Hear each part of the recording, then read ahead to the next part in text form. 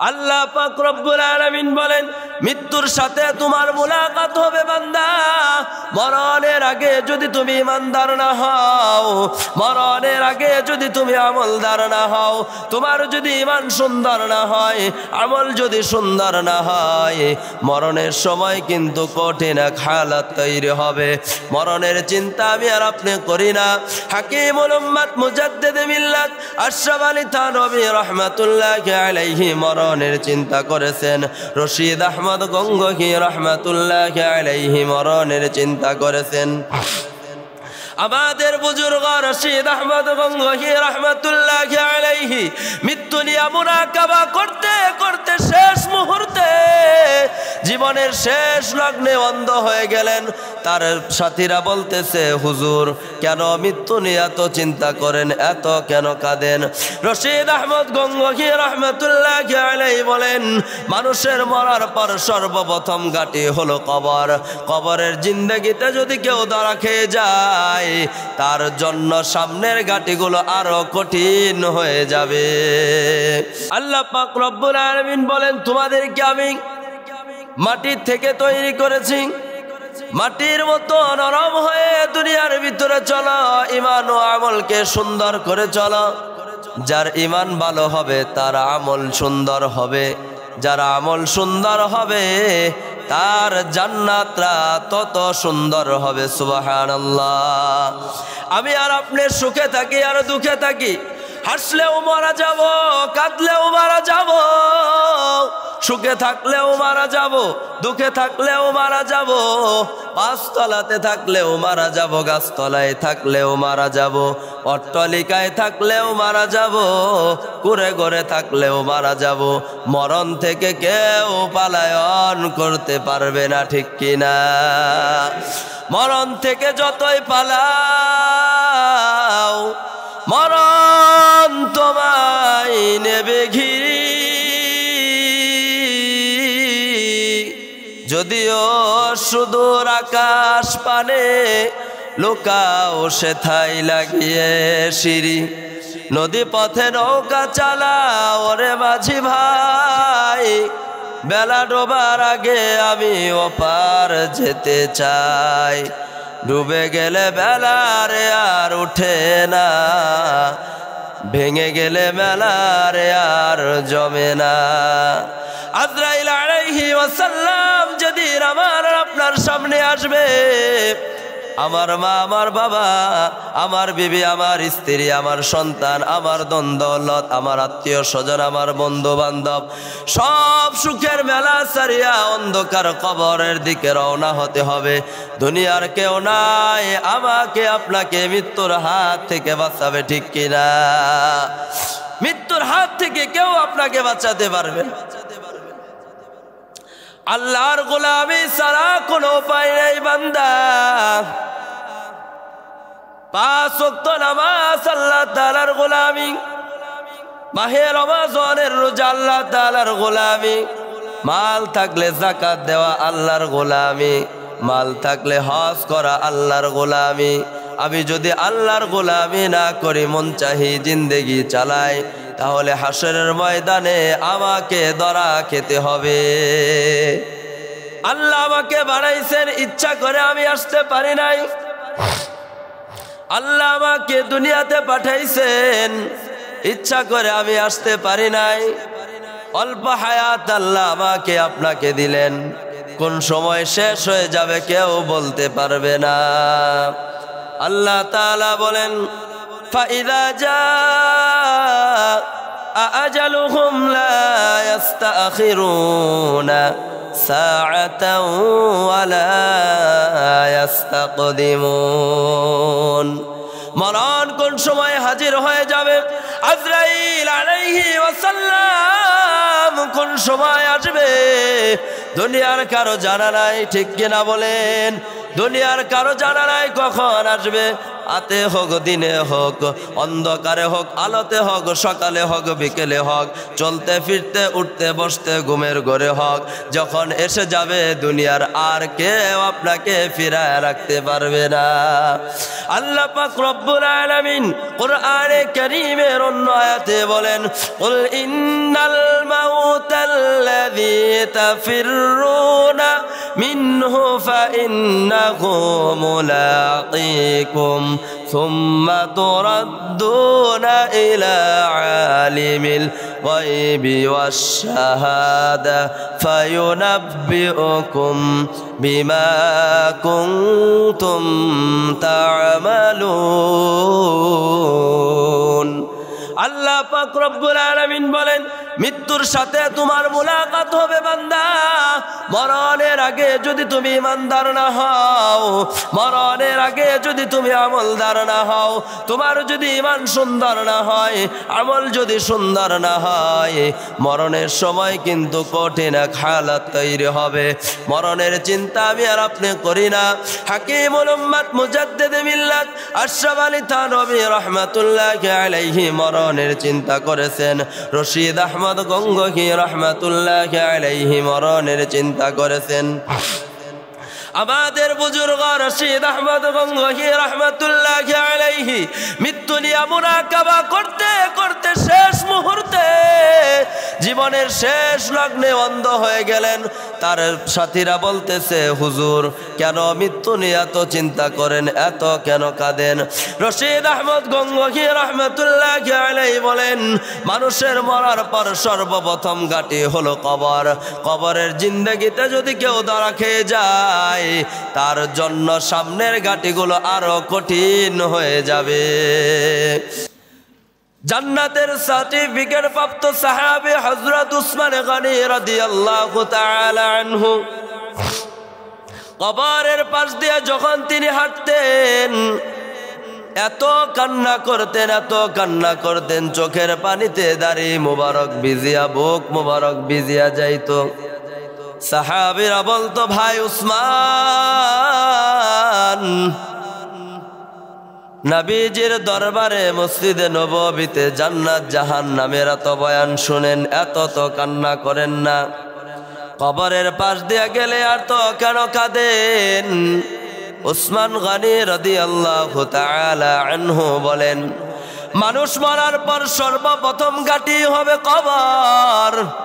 কবরের জিন্দেগিতে যদি কেউ ধরা খেয়ে যায়, তার সামনের ঘাঁটিগুলো আরো কঠিন হয়ে যাবে। আর যদি কবরে কেউ মাপ পেয়ে যায়, বাকি ঘাঁটিগুলো আরো আসানের সাথে জান্নাত পর্যন্ত পৌঁছিয়া যাবে। সুবহানাল্লাহ।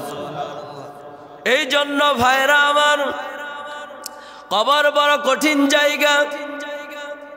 আমি আর আপনি কবরের চিন্তায় কাঁদি না, আমি আর আপনি হাসরের ময়দানের চিন্তায় কাঁদি না, আমি আর আপনি আল্লাহর ভয়ে কাঁদি না। অথচ জান্নাতের 1 নাম্বার সাহাবী আবু বকর, ওমর, এরপর উসমান, আলী সহ আরো 6 জন, মোট 10 জন সাহাবীকে আল্লাহর নবী বলেছেন, সাহাবীরা তোমাদেরকে আল্লাহ দুনিয়া থাকা অবস্থায় জান্নাতের সুসংবাদ দিয়েছেন। সুবহানাল্লাহ। গভীর রজনীতে আল্লাহর নবী হুজরার ভিতরে আরাম করতেছেন, এমন সময় নবী শুনে কান্নার আওয়াজ। নবী মসজিদে নববীর দিকে চললেন। হুজরা শরীফ থেকে বের হয়ে মসজিদে নববীতে ঢুকে দেখেন আবু বকর নামাজে দাঁড়ায় দাঁড়ায় কান্না করতেছে। মায়ার নবী নামাজ শেষ আনতে জিজ্ঞাসা করলেন, আবু বকর এত কেন কান্না করতেছেন, এত কেন কাদার কি দরকার?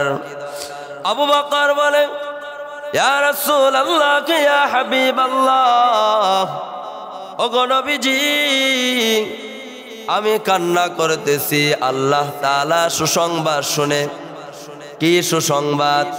ইন্নাল্লাহা আশতারা মিনাল মুমিনিন বিআমওয়ালিহিম ওয়া আনফুসিহিম বিআন্না লাহুমুল জান্নাহ। আবু বকর বলে, নবী আমার, আল্লাহ পাক রব্বুল আলামিন মুমিনের জান মালের বিনিময়ে তাকে জান্নাত দান করবেন। মায়ার নবী আমার, আপনি তো জানেন আমি মদিনার ভিতরে কাপড়ের বড় ব্যবসায়ী ছিলাম। কাপড়গুলো আমি যখন দান করলাম, কাপড়ের ব্যবসায়ী থাকা অবস্থায় এক লোক আমাকে এসে কাপড়গুলো ফিরিয়ে দেয়। আমি বললাম, ভাই কাপড়গুলো কেন ফিরিয়ে দেন? সে বলতেছে, ভাই আপনার কাপড় আমার পছন্দ হয় নাই, ফিরিয়ে দিলাম। আবু বকরকে কাপড় ফিরিয়ে দিয়ে চলে যায়। আবু বকর বলতেছে, মায়ার নবী আমার, হাসরের ময়দানটা হবে বড় কঠিন। তামার জমিন, অর্ধ হাত উপরে সূর্য, ওইদিকে আল্লাহ তাআলার কহারিয়াতের গর্জন। সমস্ত পয়গম্বররা ইয়া নাফসি করতে থাকবে। মুসা আলাইহি ওয়াসাল্লাম উম্মতের চিন্তা করবে না, নিজের চিন্তা করবে। ঈসা আলাইহি ওয়াসাল্লাম নিজের চিন্তা করবে। আদি পিতা বাবা আদম আলাইহি ওয়াসাল্লাম নিজের চিন্তা করবে। সকলেই নিজের চিন্তা করবে, কেউ উম্মতের চিন্তা করবে না। এমন সময় যদি আল্লাহ পাক আমাকে ডাক দিয়ে বলে, আবু বকর কি নিয়ে হাজিরা দিয়েছো হাসরের ময়দানে? আমি বলবো, আল্লাহ আমার নামাজের অভাব নাই, আমার রোজার অভাব নাই, আমার হজ যাকাতের অভাব নাই, আমার ইবাদত বন্দেগীর অভাব নাই, সবগুলো আল্লাহ নেন, আমাকে জান্নাত আপনি দেন। আল্লাহ যদি বলে ওই ব্যক্তির মতো, আবু বকর তোমার আমল আমার পছন্দ হয় নাই, কোরআন তেলাওয়াত করেছো আমার মন মতো হয় নাই, নামাজ পড়েছো সুন্দরভাবে খুশু খুজুর সাথে হয় নাই, দান করেছো কিন্তু মনের আনন্দ চিত্তে দান করো নাই, এগুলো করেছো আমার জন্য হয় নাই, নাও সব ফিরিয়ে নাও, তুমি জাহান্নামে যাও। আবু বকর বলে, মায়ার নবী আমার, এই জন্য আমি চোখের পানি ফেলে ফেলে কাঁদি। আল্লাহ পাক রব্বুল আলামিন যদি আমাকে জাহান্নামে নিক্ষেপ করেন, এত জান্নাতের সুসংবাদ পাওয়ার পর আবু বকর এইভাবে কান্না করতেছে। মায়ার নবী ফরমান, আবু বকরের আমলটা হলো কেমন? যদি দুনিয়ার সকল উম্মত আমার তারা ইবাদত করে, কিয়ামত পর্যন্ত যত উম্মত আসবে তারাও ইবাদত করে, সকল ইবাদত যদি এক জায়গায় করা হয়, আর আবু বকরের ইবাদত যদি অন্য পাল্লায় রাখা হয়, সকল উম্মতের ইবাদতের থেকে আবু বকরের নেকির পাল্লা ভারী হয়ে যাবে। সুবহানাল্লাহ। হযরত উমর ফারুক রাদিয়াল্লাহু তাআলা আনহু, মায়ার নবী রাহমাতুল লিল আলামিন উমরকেও বলেছেন তুমিও জান্নাতি। উমর কেমন সাহাবী! ঈদের দিন সকালে উমর দরজা বন্ধ করে কান্না করে। আবু হুরায়রা রাদিয়াল্লাহু তাআলা আনহু ডাক দেয়, ওগো খলিফাতুল মুসলিমিন, নামাজে আসবেন না, চলেন। উমর দরজা বন্ধ করে কাঁদে আর বলে, আবু বকর ভাই, আজকে পুরস্কার নেওয়ার দিন, ঈদের নামাজ আদায় করব, মুমিনদেরকে আল্লাহ পুরস্কৃত করবেন। যারা মাহে রমজানের রোজা রেখেছে, নামাজ পড়েছে, ইবাদত করেছে, তারাবি পড়েছে, আল্লাহ তাদেরকে পুরস্কার দিবেন। তাদের পুরস্কার হলো, আল্লাহ বলেছেন, পিছনের সব গুনাহ আল্লাহ মাফ করে জান্নাতের সুসংবাদ তাদের আল্লাহ শোনাবেন। সুবহানাল্লাহ। আবু হুরায়রা বলে, তাহলে চলেন। কেন কাঁদেন? আমি কাঁদি, সারাটা মাস রোজা রাখলাম, কবুল হলো কিনা আমার ভয়। ইত্তাকুল্লাহ, আল্লাহর ভয় ওমরের দিলের ভিতরে। সারাটা মাস রোজা রাখলাম, কবুল হলো কিনা ভয়। তারাবি পড়লাম, কবুল হলো কিনা ভয়। নামাজ পড়লাম, কবুল হলো কিনা ভয়। সদগায়ে ফিতর আদায় করলাম, কবুল হলো কিনা ভয়। সেজদা করলাম, কবুল হলো কিনা ভয়। ওগো আবু বকর তুমি বলো, আবু হুরায়রা তুমি বলো, তাহলে এই ভয় কিভাবে আল্লাহর হুকুম থেকে বিরত রাখবে, আর কি নিয়ে আমি ঈদগাহে হাজিরা দিব? আমাদের দিলের ভিতরে আল্লাহর ভয় নাই। ও মুসলমান ইমানদার, আমার আর আপনার সামনে কিন্তু কবর। কবর কিন্তু কাউকে ছাড়বে না। কবর থেকে কেউ বাঁচতে পারবে না।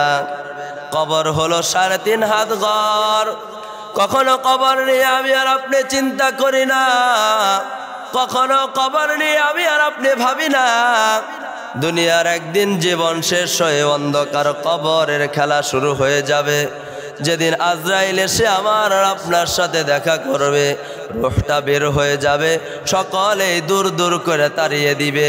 মা কাছে রাখবে না, বাবা কাছে রাখবে না, স্ত্রীর কাছে রাখবে না, সন্তান কাছে রাখবে না।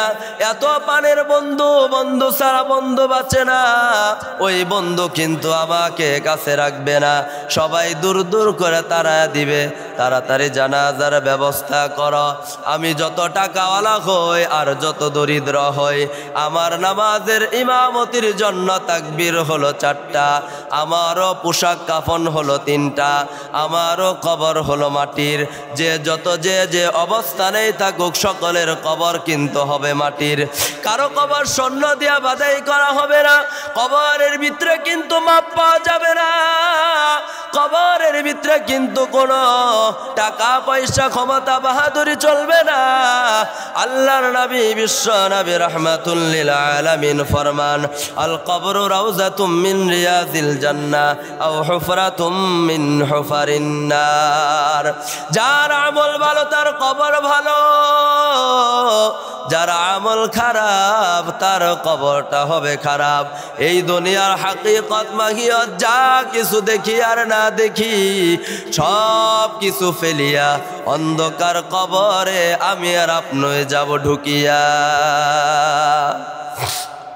हकीकत से तो दुनिया बेखबर है, दुनिया की नुमाइश पर नजर है।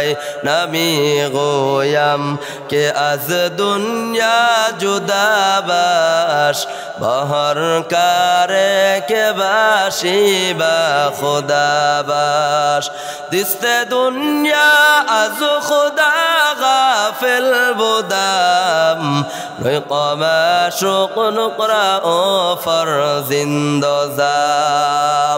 এই দুনিয়ার রং তামাশা একদিন শেষ হয়ে যাবে।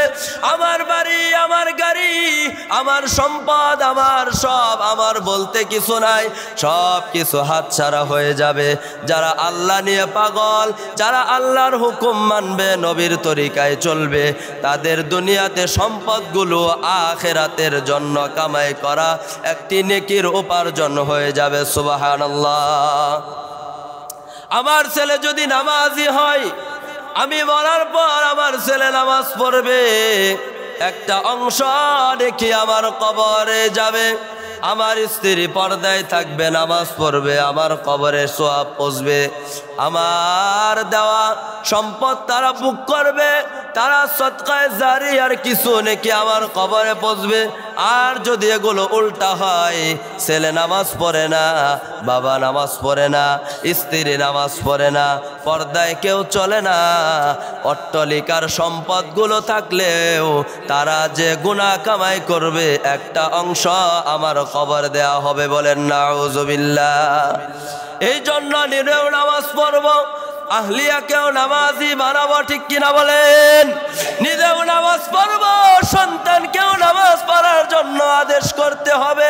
না হয় ওই সন্তানটা হাসরের ময়দানে আমার জাহান্নামে যাওয়ার কারণ হবে। মায়ার নবী রাহমাতুল লিল আলামিন ফরমান, ঈমান ও আমল যদি সুন্দর না হয়, কবর কিন্তু আমার আর আপনার সামনে। যারা নেককার তাদের কবর হবে ফুলের বাগান। আর যদি আমার আমি আর আপনি বদকার হই, কবরটা হয়ে যাবে জাহান্নামের গর্ত। কবর নিয়ে কোনোদিন মুরাকাবা করি না, কবর নিয়ে কোনোদিন চিন্তা করি না। আমি আর আপনাকে যদি ছোট্ট একটা রুমে, অল্প রুমে, এদিক হলে ওদিক হওয়া যায় না, ডান কাত হলে বাম কাত হওয়া যায় না, ছোট্ট একটা রুমের ভিতরে এয়ার কন্ডিশন লাগাইয়া সুন্দর সুন্দর বিছানা দিয়া যদি আটকায় দেওয়া হয়, আর যদি বলা হয় তুমি এই জায়গায় অবস্থান করবা, আমি আর আপনি অল্প সময় অবস্থান করার পর বলবো তাড়াতাড়ি আমারে বের করো, আমি আর থাকতে পারি না। ঠিক কিভাবে কবর হলো 3.5 হাত ঘর, মাটির ঘর, যার আমল ভালো তার কবর হবে সুন্দর, যার আমল খারাপ তার কবর হবে কঠিন। এ মুসলমান ইমানদার, আমাকে আপনাকে চার খাটিয়া দিয়ে কবরের দিকে রওনা করা হবে। জানাজা হয়ে যাবে, কাফন পরানো কমপ্লিট হয়ে যাবে, কবরে নামানো হবে। কবরে রাখার পর নিষ্ঠুরের মতো আমার সন্তান, আমার আত্মীয় স্বজন যখন চলে আসবে, কবরের ভিতরে ফেরেশতা আসিয়া আমাকে আপনাকে সওয়াল জবাব করবে। রবের পরিচয় দাও, ধর্মের পরিচয় দাও, রাহমাতুল লিল আলামিনের পরিচয় দাও। ওই জায়গা না আছে ভালো বিছানা, না আছে মশার কামড়ে পোকা মাকড় কামড় থেকে হেফাজতের কোনো কিছু, না আছে আমার আত্মীয় স্বজন, না আছে আমার কেউ। আল্লাহর নবী ফরমান, কবরের জিন্দেগিটা বড় কঠিন এক জিন্দেগি। 50 আলফা সানা, কেউ বলে 40, কেউ বলে 50টা বছর কবরের ভিতরে আমাকে আপনাকে আল্লাহ আটকে রাখবেন। নেককার হলে হবে কবরটা জান্নাতের বাগান, বদকার হলে হবে কবরটা জাহান্নামের গর্ত। দুনিয়া নিয়ে চিন্তা আছে, বাড়িটা সুন্দর, আরো সুন্দর করা চাই, গাড়িটা ভালো না পাল্টে আরো ভালো গাড়ি চাই, কাপড়টা ময়লা এটা পাল্টে আরো সুন্দর একটা কাপড় দরকার। এই বেলা খাইলাম শুটকি ভর্তা, আরেক বেলা কুস্ত ছাড়া খাবো না, কিন্তু কবর নিয়ে কখনো চিন্তা ফিকির করি না। অথচ ওই কবরটা হবে একাকির ঘর, অন্ধকার কবর। ওই জায়গায় আপন বলতে কেউ নাই। 1 নাম্বার আপন হবে নেক আমল, 2 নাম্বার আপন হবে আমার মালিক। ঠিক কিনা বলেন? আল্লাহ ছাড়া কেউ আছে বাঁচানেওয়ালা? কেউ বাঁচানেওয়ালা নাই, সব কিছুর মালিক হলো আমার আল্লাহ। সব কিছুর থেকে বাঁচানেওয়ালা আমার মালিক হলো আল্লাহ। কবর নিয়ে আমাদের কখনো ফিকির নাই, মরণ লাগবো, মরতে হবে, কবরে ঢুকতে হবে, এই নিয়ে ফিকির আমাদের কখনো নাই। যখন একটু বেশি অসুস্থ হয়ে যায়, হুজুর দোয়া করেন, শরীরটা খুব খারাপ, বা আপনার কোনো নিকটস্থ কোনো মহব্বতের মানুষ গেলে ভাই দোয়া করেন, যদি মরা যায় আল্লাহ যেন মাফ করে। এই তো গত কয়েকদিন আগে এক টিকটকার মারা গেছে না? মারা গেছে কিনা? সে কি জানতো? মাথার থেকে হেমলেটটা খুলে চলে গেছে, সেটা ইশারা দিতে দিতে কি আরেকজনকে না ব্রিজের পার থেকে নিচে পড়ে সাথে সাথে শেষ। মৃত্যুটা কি ইমানের সাথে হয়েছে? এমন সময় যদি আজরাইল এসে যায় তাহলে কি জবাব দিবে না?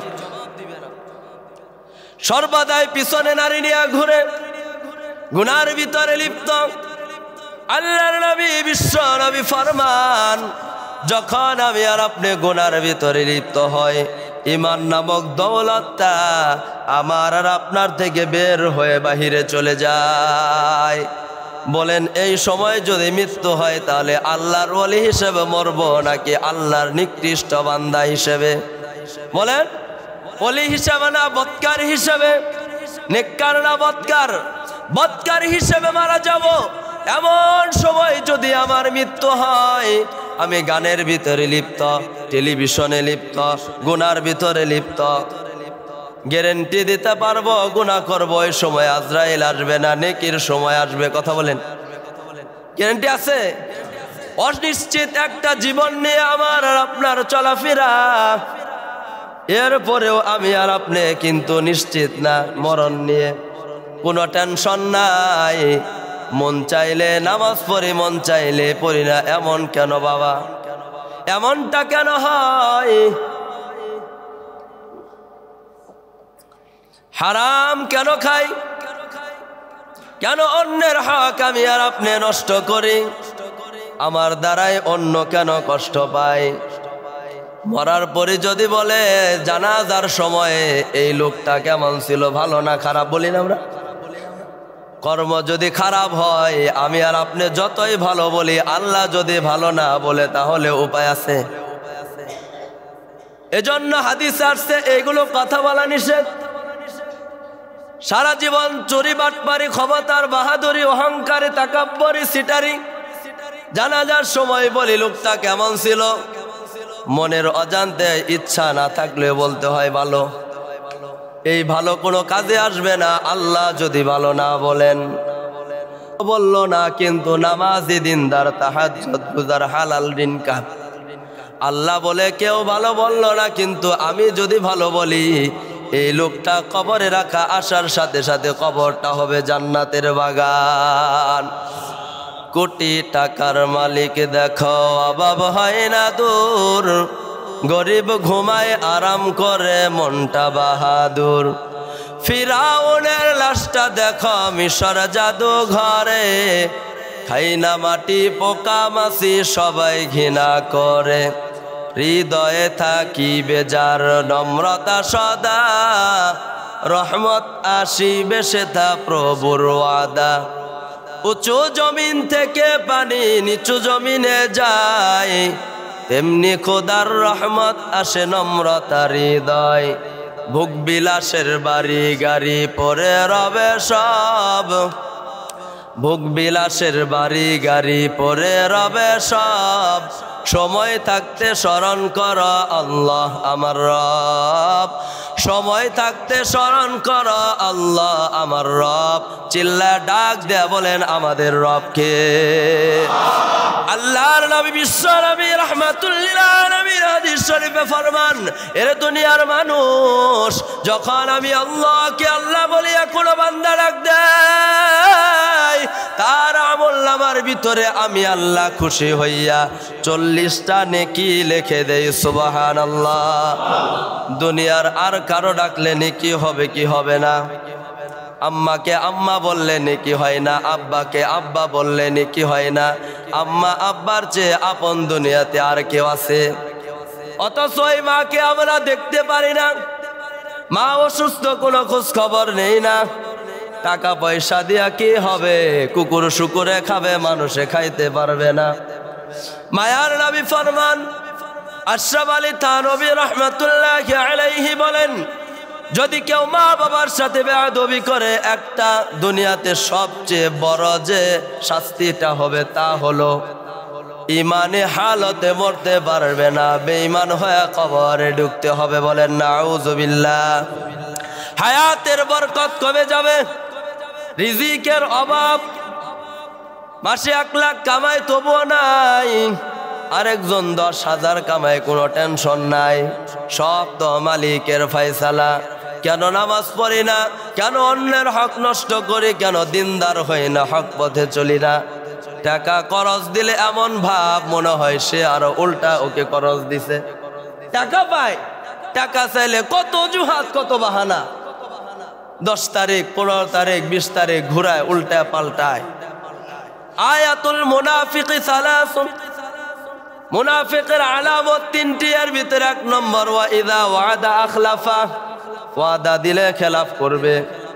মানুষে টাকা পায় যদি মাইরা খায় কবরে একবার ঢুকে যান, তাহলে মনে রাখবেন হাসরের ময়দানে ওই বান্দাকে সব নামাজ রোজা যাকাতের নেক আমল দিয়া আপনি খাইল্লা আব্দুল্লাহ হয়ে জাহান্নামে যাইতে হবে।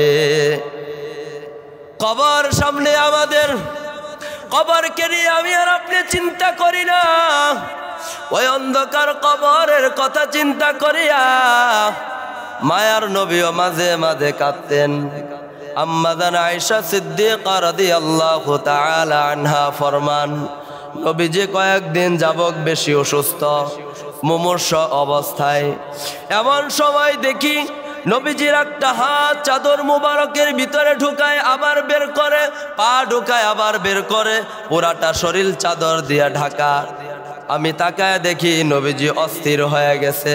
চাদরটা যখন শরীর থেকে সরায় দিলাম, দেখি মাথা থেকে নিয়ে পা পর্যন্ত এমন কোনো পশম নাই যার গোড়া দিয়া নবীজির ঘাম বের হয় নাই। এত অসুস্থতার ভিতরে কলিজার টুকরা ফাতেমা মাথার কাছে। ফাতেমাকে নবীজি কানে কানে 2 বার কথা বললেন। একবার বললেন ফাতেমা চোখের পানি ফেলে ফেলে কাঁদে, আরেকবার বললেন মুস্কি হাসি দিলেন। আম্মা জান আয়েশা বলে, মা তুমি বলো নবীজি তোমাকে কি বলল? না বলা যাবে না। আল্লাহর নবী অসুস্থ, এমন সময় আজরাইল আলাইহি ওয়াসাল্লাম গেটে আসিয়া, দরজায় আসিয়া সালাম দেয়। ফাতেমাকে নবীজি বলেন দরজাটা খুলে দাও, কে যেন আসছে। ফাতেমা দরজা খুলে দেওয়ার সাথে সাথে আজরাইল আলাইহি ওয়াসাল্লাম প্রকাশ হয়ে গিয়েছে। পা জমিনে, মাথা হলো আসমানে, পুরা পৃথিবী জুড়ে আছে। চোখগুলো বড় বড় দিঘির মতো, শরীরের ভিতরে লম্বা লম্বা লোম, প্রত্যেকটা লোমের গোড় দিয়ে আগুনের মতো ঝিলকি বের হয়। ফাতেমা বলে আব্বা জান, এমন একটা মানুষ মক্কা মদিনা কারোর সাথে মিল নাই, মাথাটা হলো আসমানে, পাটা জমিনে, এত বিশাল দেহের অধিকারী আল্লাহ তাআলা তাকে পাঠাইছেন। আম্মা জান আয়েশাও বর্ণনা করেছেন। এরপরে ফাতেমা বলে আব্বা জান, এই লোকটাকে আল্লাহর নবী ফরমান, ফাতেমা দরজা খুলে দাও, সে আর কেউ না, সে হলো আজরাইল, সে আমার সাথে মুলাকাতের জন্য আসছে। ফাতেমা দরজা বন্ধ করে দিয়েছে, বলে না না, দরজা আমি খুলবো না, এতদিন পর্যন্ত আপনি অসুস্থ কেন আসলো না, আজকে আসছে, আমি দরজা খুলবো না। মায়ার নবী রাহমাতুল লিল আলামিন বলেন, ফাতেমা সে অনুমতি নিয়ে ঢুকতে চায়, এটা আমার ইজ্জত, আমার সম্মান, অনুমতি না দিলেও ঢোকার অনুমতি আল্লাহ তাকে দিয়েছেন, তো আমি যদি অনুমতি না দেও তাও সে ঢুকতে পারবে, মা দরজা খুলে দাও। আজরাইল আলাইহি ওয়াসাল্লামকে নবী বললেন, তুমি একটু দাঁড়াও, আমার বন্ধু জিবরাইল কোথায়? জিবরাইল আলাইহি ওয়াসাল্লামকে আল্লাহর নবী ডাকলেন, আসলেন, আসার পরে বলে, ওগো জিবরাইল ভাই, আমার নাকি মৃত্যুর সময় হয়েছে। আল্লাহর নবীকে যখন বন্ধুকে বন্ধু সরাসরি বলতে পারে না, বলে হ্যাঁ নবী আমার, আপনিও মরণশীল, আপনার দুশমনরাও মরণশীল। এই কথা বলার পর হিকমতের সাথে নবী বুঝে ফেললেন আমার যাওয়ার জন্য সময় হয়ে গেছে। আজরাইল সালাম দিয়ে আসিয়া বলে, নবী আমার, আপনি যদি যাইতে চান আমি নিয়ে যাব, আল্লাহ আপনার অপেক্ষায় আছে, আর যদি থাকতে চান কিয়ামত পর্যন্ত আপনার হায়াত আল্লাহ বাড়ায়া দিবেন। আল্লাহর নবী বললেন, আমি দুনিয়াতে থাকতে চাই না, আল্লাহ যদি আমার অপেক্ষায় থাকে আমি চলে যেতে চাই। ও মুসলমান ইমানদার, সামনে আমার আর আপনার কবর, কিন্তু সামনে হায়াত কখন ফুরিয়ে যাবে বলা যায় না। নবী আলাইহি ওয়াসাল্লামের রূহ কবজ করা যখন হয়, আজরাইল লম্বা ঘটনা সংক্ষেপে বলে, আল্লাহর নবী বলে, আজরাইল এমন আমার কষ্ট হইতেছে, মনে হয় উহুদ পাহাড়টা আমার সিনার উপর চাপায়া দেওয়া হয়েছে, দমটা বন্ধ হয়ে যায় বাপ। এমন সময় মায়ার নবী দয়ার নবী আমার আর আপনার জন্য রহমত বরকতের দোয়া করেছেন, ওগো আজরাইল আমাকে এত কষ্ট দাও আমি সহ্য করব, কিন্তু আমার উম্মতের জান কবজ করার সময় এত কষ্ট দিও না। এত কষ্ট মায়ার নবীজির হয়েছেন, কবর কিন্তু ছাড়ে নাই। আজরাইল আলাইহি ওয়াসাল্লাম মায়ার নবীকেও কিন্তু ছাড় দেয় না, নবীকেও মায়ার নবীকেও আল্লাহ নিয়ে গিয়েছেন, আমাকে আপনাকেও নিয়ে যাবে। অন্ধকার কবরের ভিতরে যখন আমি আর আপনাকে রেখে আসবে, ওই সময় কিন্তু দুনিয়ার ভিতরে কেউ বাঁচানেওয়ালা নাই। আজরাইল আলাইহি ওয়াসাল্লাম যেদিন আসবে কেউ বাঁচানেওয়ালা নাই। অন্ধকার কবর, 3.5 হাত মাটির ঘর, কিভাবে থাকবো একটু চিন্তা করেন। মাটি চতুর্দিকে মাটি, ডান কাত হইলে বাম কাত হওয়া যায় না। অন্ধকারের ভিতরে যত চিল্লায় কেউ আসবে না, আপন বলতে মাওলা ছাড়া আর কেউ আপন আমরা পাবো না।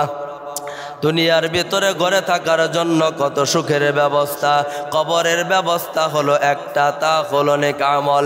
ঘরের কত ব্যবস্থা করতে হয়, মশারি লাগাইতে হয়, গরম বেশি লাগলে ফ্যান দিতে হয়, আরো বেশি লাগলে এয়ার কন্ডিশন লাগাতে হয়। নবী বললেন কবরের জিন্দেগিতে এত কিছু লাগবে না রে বান্দা, শুধু নেক আমল যদি নিয়ে কবরে যাও, তোমার কবরটা জান্নাতের বাগান হয়ে যাবে। সুবহানাল্লাহ। আর যদি কবরের ভিতরে নেককার না হয়ে বদকার হও, কবরটারে বান্দা কঠিন সংকীর্ণ হতে থাকবে। চিল্লায়া যতই কান্না করা কেউ তোমাকে বাঁচাবে না। এক পাজরের হাড্ডি নবীজি ফরমান অন্য পাজরে ঢুকে যাবে, সাপ বিচ্ছু কবরের ভিতরে চলে আসবে, দংশন করতে থাকবে। আমি আর আপনি কাঁদবো, কেউ আমাকে আপনাকে বাঁচাবে না। কবর কিন্তু কাউকে ছাড়বে না। কবর 3.5 হাত ঘর, মাটির ঘর, ডানে মাটি, বামে মাটি, সামনে মাটি, পিছনে উপরে চতুর্দিকে মাটি। এই মাটির ঘরটা ফুলের বাগান বানানোর জন্য নেক আমল দরকার। এ মুসলমান ইমানদার আল্লাহর গোলাম, যদি নেক আমল না হয় একটু কখনো চিন্তা করেন কি কবরের শাস্তিটা কেমন। আল্লাহর নবী ফরমান, আল কবরু রাউযাতুম মিন রিয়াযিল জান্নাহ আও হুফরাতুম মিন হুফারিন নার। যারা নেককার তাদের জন্য ফুলের বাগান, আর যারা বদকার গুনাহগার তাদের জন্য কত কঠিন। কবর নিয়ে কখনো আমাদের চিন্তা নাই। সামনে যে আমার কবর আসতেছে, আস্তে আস্তে চুল পাইকে যাইতেছে, দাড়ি পাইকে যাইতেছে, বয়স হয়ে যাইতেছে, কবরের জিন্দেগির দিকে আমি আর আপনি চলে যাইতেছি। এই জন্য প্রিয় ভাইয়ের আমার, সামনে কবর, কবরটা কিভাবে সুন্দর হয়, একটা ছোট্ট ঘর, এই ঘরটা কিভাবে সুন্দর হয়, ঘরটা কিভাবে আলোকিত হয়, ঘরটা কিভাবে ফুলের বাগান হয়, এটা অন্য কারো মাধ্যমে বানানো সম্ভব না। সুন্দর নিজেরটা নিজেকে সুন্দর করতে হবে। বয়ান শেষ, নিজের ঘর সুন্দর করতে হলে মিস্ত্রি লাগে। আমি পারি না রাজমিস্ত্রি ঠিক করে, কাঠ মিস্ত্রি যাব বিভিন্ন লোক দ্বারা কারুকার্য করানো হয়। কিন্তু কবরে কি নেক আমল দিয়ে যাবে? যে নেক আমল দেখা যায় একটু ঢেলে দিয়ে গেলাম, আছে কোনো সিস্টেম? কেন আমি আর আপনি একটু চিন্তা করি না? কবরের জিন্দেগি তো কঠিন জিন্দেগি, এই জায়গার থেকেই তো শুরু। কবর, হাসর, এরপরে আল্লাহ পাক আমাদের ভালো মন্দের ফায়সালা করবেন। আল্লাহ আমাদের সকলকে ঈমানের সাথে আমলের সাথে চলে আল্লাহর গোলামি করে দুনিয়ার জীবনকে সুন্দর করে আখিরাতের জীবনকে সুন্দর করে গুছিয়ে চলার তৌফিক দান করুন। সকলে বলে আমিন।